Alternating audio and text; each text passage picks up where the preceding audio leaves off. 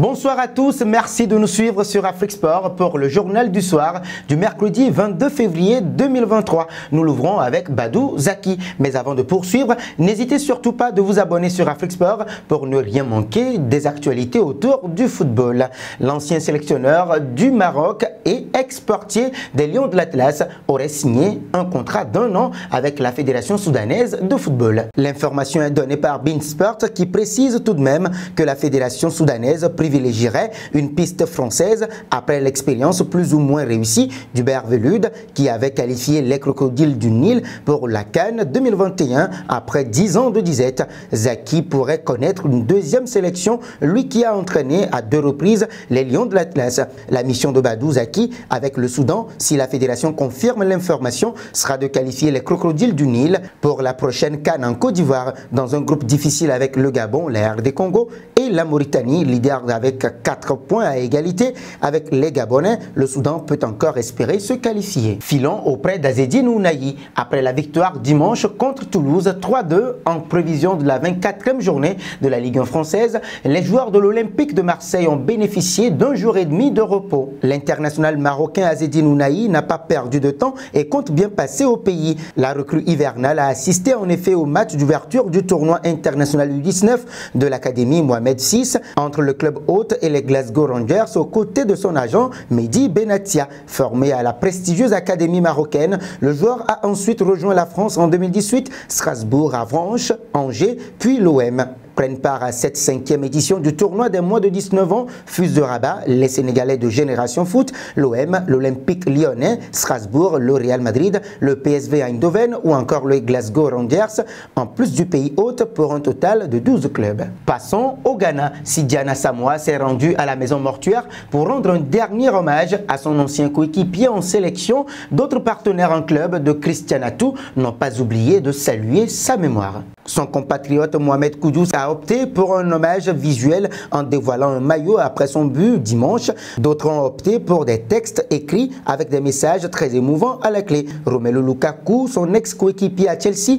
et Everton sur Instagram. Repose en paix frère. C'est difficile à accepter, c'était incroyable d'être près de toi. Que Dieu donne toute la force à tes enfants et à ta famille. Dieu bénisse ton âme. Je t'aime pour toujours. Son coéquipier en sélection André Ayou. Qu'Allah te garde mon frère Christian. Mes plus sincères condoléances à Marie-Claire, aux enfants, à ta famille et à tes proches. Porte-toi bien, champ.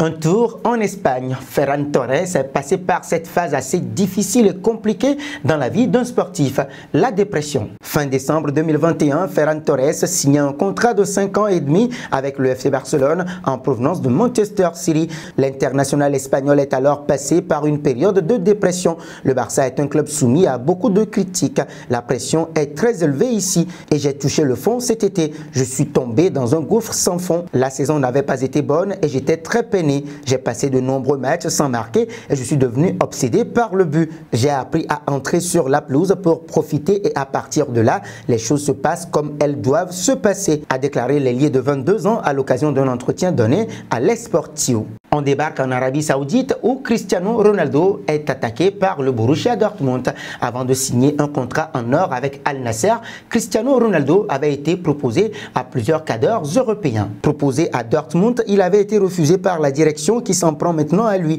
Dans un podcast chez Kicker, Carsten Kramer, le directeur général du Borussia Dortmund, critique vivement l'intérêt de recruter Cristiano Ronaldo en 2023. La valeur du Borussia Dortmund ne dépend pas du nombre de followers sur les réseaux sociaux. Nous sommes un club de football, c'est l'idée la plus importante. Nous pouvons avoir les meilleures idées marketing du monde, mais si nous perdons ensuite 3-0 contre Fribourg à domicile, cela ne sert à rien. C'est une bénédiction d'avoir des fans. Avant de poursuivre, quelle marque a des fans? La plupart ont des clients. Nous vendons 500 000 maillots par an aux supporters. Ils deviennent les ambassadeurs du Borussia Dortmund. Voilà qui est dit.